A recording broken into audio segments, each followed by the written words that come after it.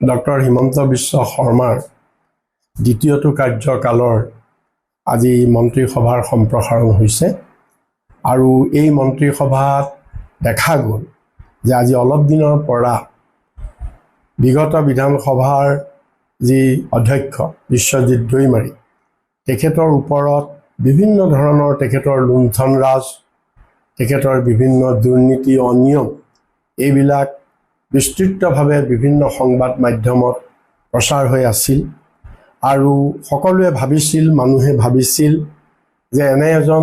দুৰ্নীতিপূৰ্ণ ব্যক্তিক কেতিয়াও মন্ত্ৰীসভাত অন্তৰ্ভুক্ত নকৰিব সেইটো ৰাইজে চাই আছিল ৰাইজে বিচাৰিছে আৰু ৰাইজে এই কাৰণে ভাবিছিল কাৰণ বিজেপিৰ দুটা মূল শ্লোগান এটা হৈছে দুৰ্নীতিৰ প্ৰতি শূন্য সহনশীলতা আৰু আনটো হৈছে ন খাওঁগা নে খানে দুংগা গতিকে এতিয়া আজি আমি মুখ্যমন্ত্ৰী আমাৰ হিমন্ত বিশ্ব শৰ্মাক আমি প্ৰশ্ন কৰিব খুজিছোঁ যে এই বিশ্বজিৎ দৈমাৰীৰ দৰে এজন দুৰ্নীতি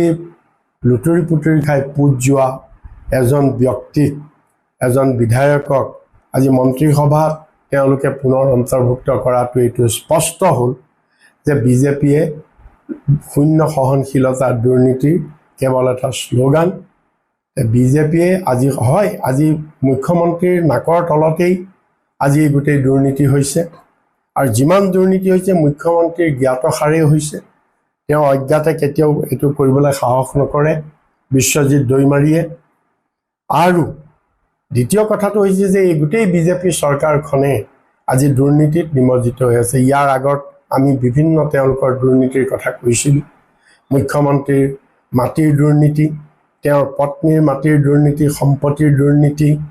তেওঁৰ মন্ত্ৰীসকলৰ দুৰ্নীতি গিৰিগাই দুৰ্নীতি আৰু সিন্ডিকেটৰ দুৰ্নীতি এই সকলোবিলাক আমি কংগ্ৰেছ দলে আমি বিগত সময়ছোৱাত আমি এইবিলাক দাঙি ধৰিছিলোঁ কিন্তু বিজেপি দলে এই দুৰ্নীতিবিলাকক তেওঁলোকে কেৱল মানুহক দেখুৱাবৰ কাৰণেহে তেওঁলোকে শ্লোগান দিয়ে দুৰ্নীতিৰ বিৰুদ্ধে শূন্য সহনশীলতা আজি মুখ্যমন্ত্ৰীক আমি প্ৰশ্ন কৰোঁ আপুনি যে দুৰ্নীতিৰ বিৰুদ্ধে জেহাদ ঘোষণা কৰি আপুনি যে এই সৰু সৰু পুথি খলিহনাক কোনোবা লাটমণ্ডল কোনোবা অফিচৰ কৰ্মচাৰী 1000 টকা 500 টকা লওঁতেন যে আপুনি আগতীয়াকৈ মানুহ ৰাখি হাত দাঙি তেওঁলোকক গ্ৰেপ্তাৰ কৰে তে আজি বিশ্বজিৎ দৈমাৰীক আপুনি গ্ৰেপ্তাৰ কিয় কৰিব পৰা নাই বিশ্বজিৎ দৈমাৰীকটো আজি আপুনি পুৰস্কৃত কৰিলে মন্ত্ৰী দি আজি আপোনালোকে জানে যে বিশ্বজিৎ দৈমাৰীয়ে এই 5টা বছৰত একেটা দিনতে 34জন কৰ্মচাৰীক কোনো ইণ্টাৰভিউ নপতাকে কোনো ধৰণৰ বিজ্ঞাপন নিদিয়াকে 34জন কৰ্মচাৰীক বিধানসভাত এপইণ্টমেণ্ট দিছে আৰু এই 5টা বছৰত টোটেল 145টা নিযুক্তি তেওঁ বিধানসভাত নীতি বহিৰ্ভূতভাৱে কৰিছে কোনোতে সেইবিলাক পোষ্ট ক্ৰিয়েট নাইকিয়া তেওঁ নিজৰ মৰ্জিমতে কণ্ট্ৰেকচুৱেল বেচিছত সেইসকলক নিযুক্তি দিছে আৰু 5টা বছৰত 100 কোটি টকা কেৱল এই অবৈধ নিযুক্তিৰ দৰমহাৰ নামত 100 কোটি টকা তেওঁ লুণ্ঠন কৰিছে আৰু এতিয়া বিধানসভাৰ তথ্যই কৈছে যে এই নিৰ্বাচনৰ আগমুহূৰ্তত ভুৱা বিলেৰে প্ৰায় 200 কোটি টকা আমাৰ ৰাজকোষৰ পৰা উলিয়াই লৈ গৈছে আৰু মুখ্যমন্ত্ৰীক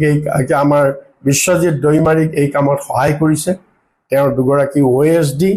আৰু সেইখিনি সময়ৰ বিধানসভাৰ সচিব এইসকলক লগত লৈ তেওঁ কৰিছে আজি আপোনালোকে জানে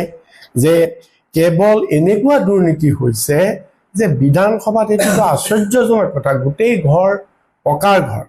চাৰিওফালে মাৰ্বল তাত উইপুক ক'ৰ পৰা আহিলে তে এই উইপুকৰ নামত পেষ্ট কণ্ট্ৰলৰ নামত 3,85,00,000 টকা হৰলুকি হৈছে ঠিক সেইদৰে এটা ৱেবছাইট বনাবলৈ আমিও বনাইছোঁ ৱেবছাইট আমাৰ দলৰ বনাইছোঁ নিজৰ বনাইছোঁ তে ৱেবছাইট বনোৱাৰ নামত তেওঁ 2.5 কোটি টকা খৰচ কৰিছে যি ৱেবছাইট 50,000 60,000 1 লাখ 2 লাখত হয় 2.5 কোটি টকা খৰচ কৰিছে